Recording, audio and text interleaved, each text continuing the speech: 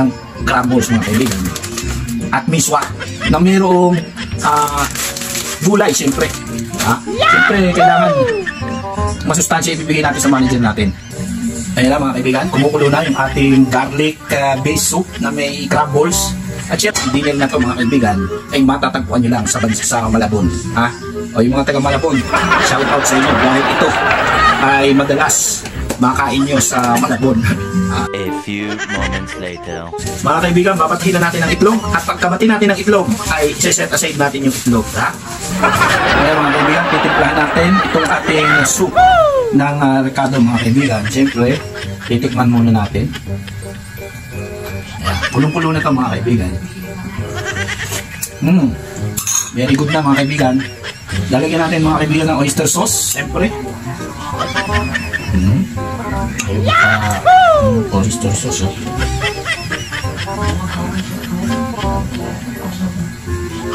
Okay mga kaibigan. Ayan mga kaibigan, dahil natimpla na natin itong ating garlic soup. Mga kaibigan, itong technique. Itong gagamitin nating malupit na technique mga kaibigan. Kukuha lang tayo ng isang cup. Sawari cup. Isang cup mga kaibigan. Okay mga kaibigan. Isang cup, walang daya. Ayan. Isang cup mga kaibigan. Siyempre, itong isang cup na ito mga kaibigan ay gagamitin natin para sa isang espesyal na bagay. Kaya kailangan abangan nyo yung bagay na yan. Ito mga kaibigan, miswa, UFC miswa mga kaibigan. Ilalagay natin dito sa garlic soup na mayroong crab balls na may onion leeks at garlic. At yun, tapos na yung ating soup. Abangan nyo mga kaibigan ang preparation. Ganito lang karami mga kaibigan. Huwag masyadong marami. Ayan, lalagay na natin. Chak! Ayan.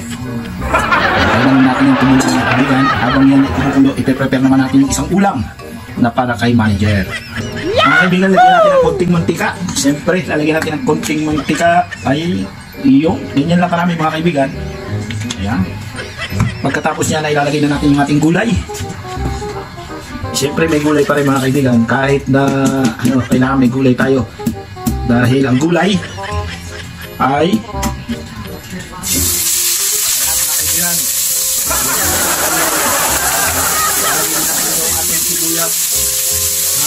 mga kaibigan, dahil ang sinabi ko, ang sibuyas ay para sa mga taong mataas ang high blood. Kaya kailangan magsisibuyas kayo mga kaibigan, dahil ang sibuyas magandang panimpla.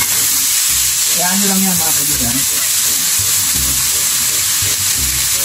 tigisan nyo ito mga kaibigan, isama nyo na itong crab stick mga kaibigan. Ayan lagyan nyo na rin ng oyster sauce. Oyster sauce mga kaibigan. Ayan. Siyempre, mabilisan mga kaibigan. Talagang mabilisan to.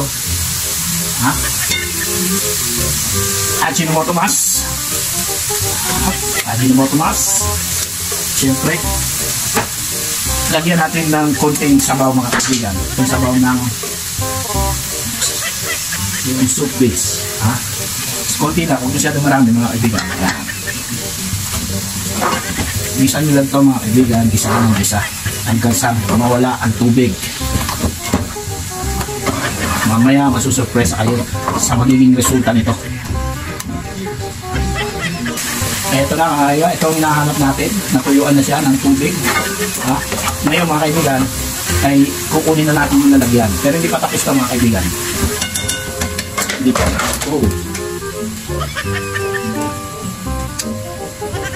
Ilalagay natin dito yung ating nilutong gulay with crab. Pero hindi pa yan tapos mga kaibigan.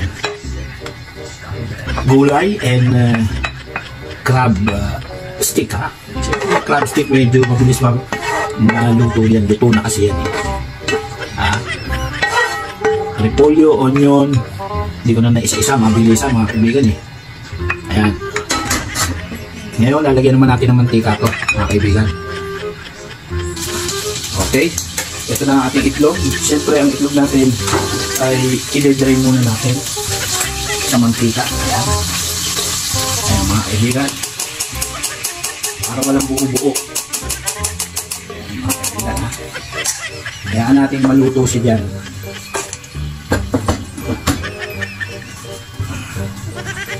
At habang niluluto yan, ay ipi-plating na natin itong soup, mga kaibigan. Kaya mga kaibigan, yung ating miswa soup. Kasi itong madalian. Ito mga kaibigan, ang ating miswa soup. Miswa soup. At ito naman yung itlog, mga kaibigan, na very ayaw natin matry.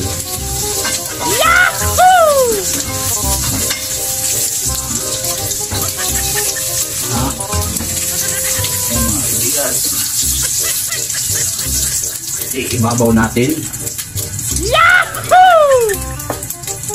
sa ating uli.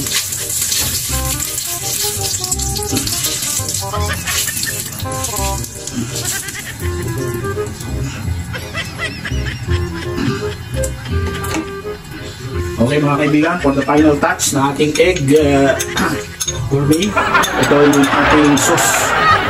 Lagyan natin yung sauce, siyempre kailangan ng sauce, hindi pwedeng wala. Ito na mga kaibigan, yung sauce ng ating egg. Ito na mga kaibigan, sasali na natin yung sauce ng ating egg. Ayan mga kaibigan, tignan nyo mabuti. Ayan ang sauce mga kaibigan.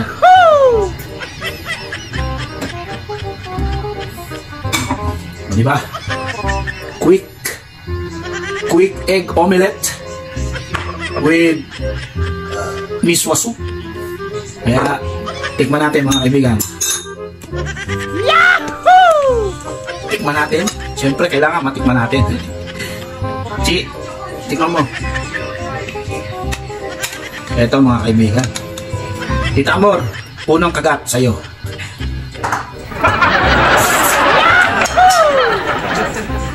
Panalo. Kagat mo ako. Sige, kumain ka na ako. Bakit nakagat ako okay lang ako. Ang sarap. Ang sarap. Tikman mo, ang sarap. Ang sarap mga kaibigan.